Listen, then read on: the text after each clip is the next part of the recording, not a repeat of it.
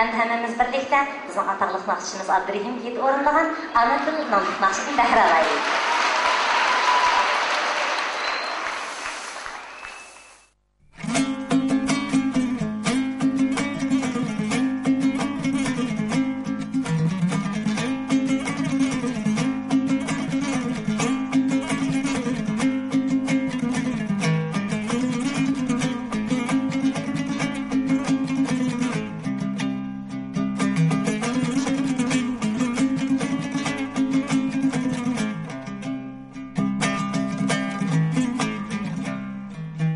Onu til bilgen kişinin izzetin kılgım kilor.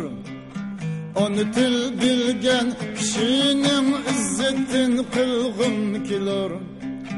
Onu tilni ağzedin altın berip algım kilor. Onu tilni ağzedin altın berip algım kilor.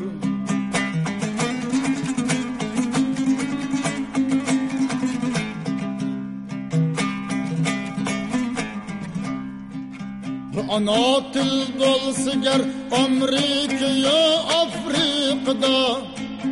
Bu ana til bolsigar Amerika'ya Afrika'da.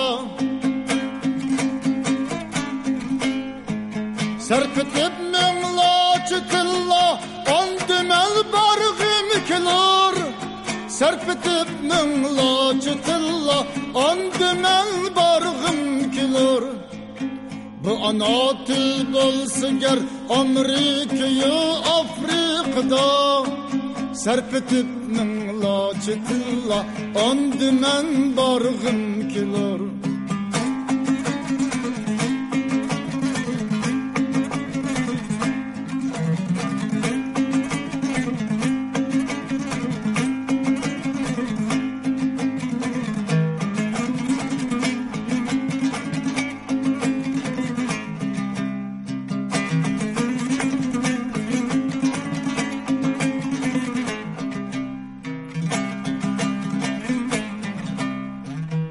Onu til bilgen kişinin izzetin kılgım kilor.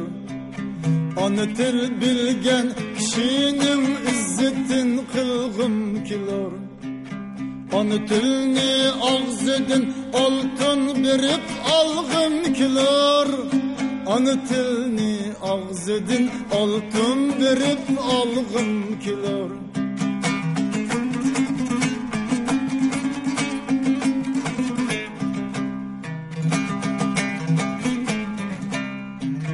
Ey ana til bizge sen kalgan ulug'lardin nişan. Ey ana til bizge sen kalgan ulug'lardin nişan. Sen bilen ruhi ziminde iftiharlanğım kilor. Sen bilen ruhi ziminde iftiharlanğım kilor. Ey ana til bizge sen kalgan ulug'lardin nişan. Sen bilen ruhi ziminde iftiharlanğım kilor.